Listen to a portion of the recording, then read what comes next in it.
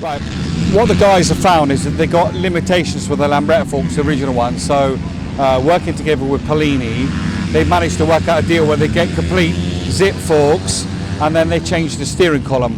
So what you get is this.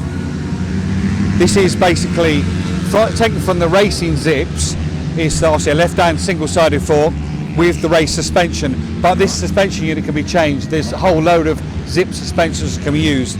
Now what the guys are going to do is they're going to offer a kit for SX, GP and Vega frames, or Louis frames, where they take this section and they change the steering column. Now they've had the steering columns made with a removable stop as well, the actual stop of the fork, so you can adjust that, but basically it'll be provided as a complete kit or just the parts, but it is plug and play. There are so many different manufacturers of parts that you can chop and change, obviously to suit your pocket. There's everything from the Chinese making suspension units to top of the range parts. This one uses a Polini one with separate reservoir, but there's normal suspension units with, without. There are literally dozens of manufacturers. Now this setup here uses an 8.1 carrier. It uses a formula caliper and also a master cylinder on the handlebar, which is exactly the same as the one we use on for the Casa Performance discs.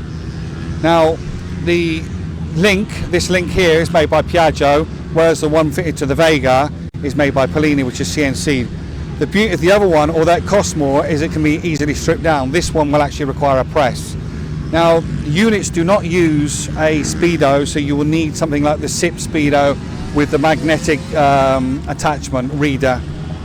So what are the advantages of this setup over a normal Lambretta setup?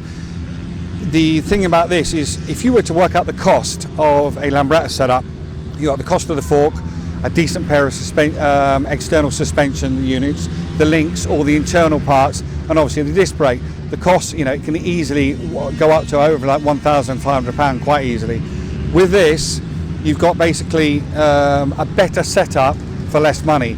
Anybody who's tried this will tell you there is an absolute abyss of difference. It's like the difference between night and day. You try this and you cannot believe how much better the handling is.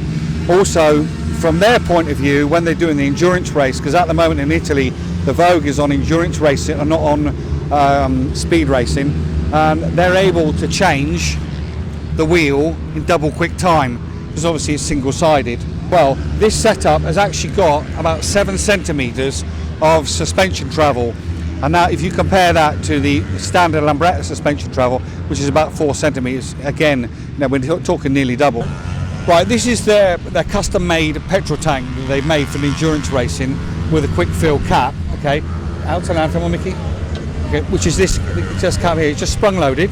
Okay, and then Mickey's got this service. And it's got 5 litres in there. Now externally on there, you can see the level. These are 5 litre markings. Okay, and now he's going to fill it. He's going to pump it down and fill it. Ready, steady, go.